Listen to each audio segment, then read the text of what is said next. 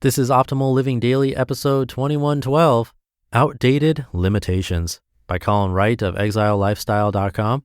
And I'm Justin Malik, the guy who's been reading articles and sometimes book excerpts to you every day, including holidays, for over 5.75 years, covering personal development or self-help, how to live a better life, happiness, and a lot more.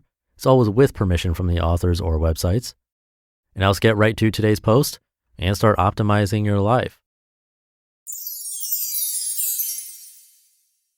Outdated Limitations by Colin Wright of exilelifestyle.com. I love learning about industries outside of my own. There are almost always parallels to be found, and those parallels can make aspects of my work more clear because of their distance from my immediate concerns. It's rumored that the CD can play back 74 minutes of music because when it was developed, the president of Sony's favorite symphony was Beethoven's Ninth, which was 74 minutes long. He wanted to deliver a format that would play his favorite symphony in its entirety, and that determined the size of the now ubiquitous and outdated CD. Consider that this decision has resulted in a generation of music defined by a 74-minute cutoff. Songs have been scrapped from famous albums left on the cutting room floor because they wouldn't fit within that framework. Likewise, songs that maybe should have been left on the cutting room floor have been added to albums to flesh out a collection that otherwise would have seemed too short in an age where 74 minutes is synonymous with album duration. The history of music is one tale after another of technology guiding sound. The advent of 45s changed the amplitude and volume of the music recorded, and the rise of cassettes did the same.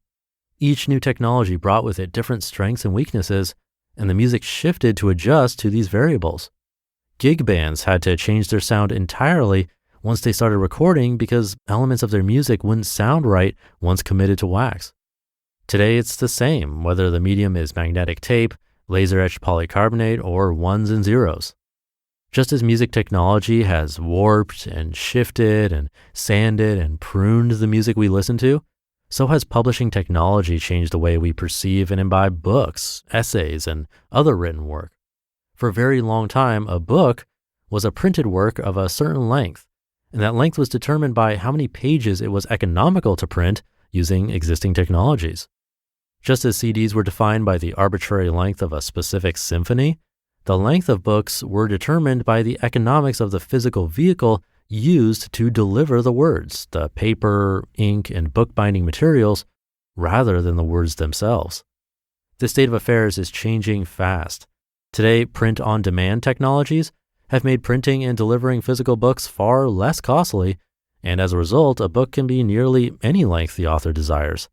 The age of trimming down or fluffing up a book to suit the ideals of the printing process are behind us in a practical sense. That doesn't mean we've moved on in perception, however. We're still in a transition stage when it comes to determining what length a book should be. Our experiences with books for generations has been the same length, same look, same texture and weight, and it'll be some time before we can fully move on to new standards and learn to feel the same nostalgia for a 70-page book as a 250-page book. It'll likely be even longer before we can accept a book without weight, a book with interactive media, a book that doesn't feel like a book. Eventually, these things will become commonplace, and new standards will arise that kill our perception of how ebooks should be. It's the nature of nostalgia to cling to things that remind us of moments in time. New technologies and the work produced with them lack such history, initially at least. Like music though, publishing will change. Like songs, the written word will adjust to fit the confines of its new technological reality. And like recorded sounds, this will be amazing in some ways, leading to new innovations and concepts and experiences, and in other ways, it will kill the magic of what we've come to know. It'll be uncomfortable and disconcerting. It'll be a process some will work through while others cling to the familiar at the expense of their exposure to novelty. I think there's value to be had in both old and new, and I think many people share this feeling. You can see this in the analog movement in the music world, and a similar movement is happening within publishing, with a renewed focus placed on handmade and limited edition physical works. These throwback methods work best, I think, when paired with forward-facing digital editions, but there will be some who always prefer the old to the exclusion of the new, and there's nothing wrong with that. There's value in both tradition and innovation. One takeaway from this is that there are limitations put on our work that exist only because of tradition, not because they're practical anchors on our creativity. The length of books is a great example. Many authors write books of about the same length because that's the length of book we've grown up with. What if we wrote books that were 3,000 pages long? What if we wrote books that were less than a page long? What would that look like? What kinds of stories could we tell? Consider that you may be operating under similar limitations and that you may achieve a breakthrough if you're willing to move past established convention and play in the wilderness. Consider that you may be a prisoner of outdated limitations and that the only way to know whether you want to continue adhering to them or would prefer to establish new limitations based on different variables is to step outside the walls and play. You just listened to the post titled Outdated Limitations by Colin Wright of exilelifestyle.com. And now if you're a small business owner, this is for you.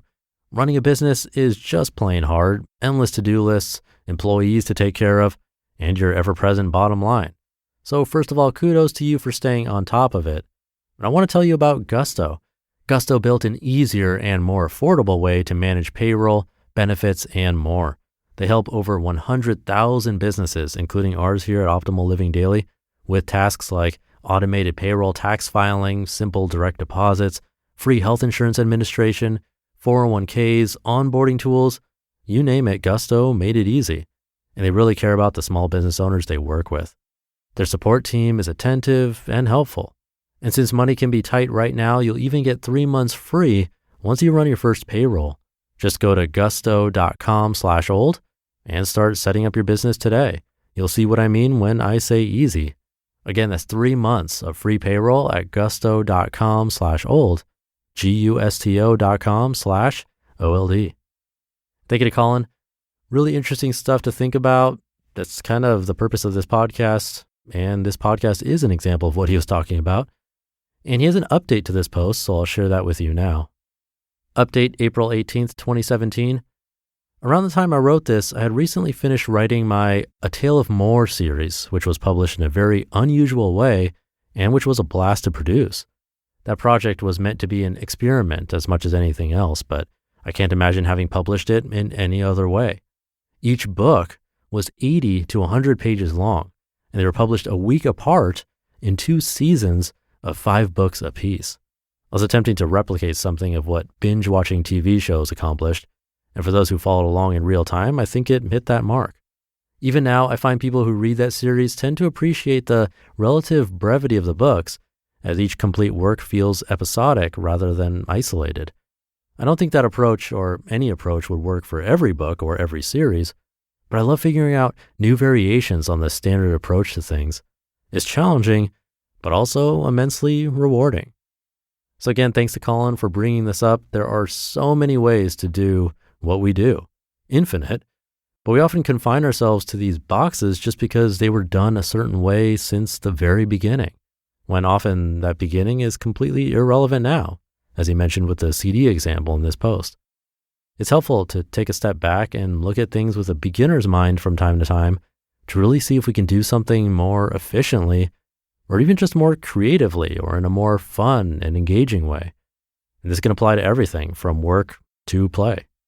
So something to think about this week. But with that, have a great rest of your day, and I'll be back tomorrow where your optimal life awaits.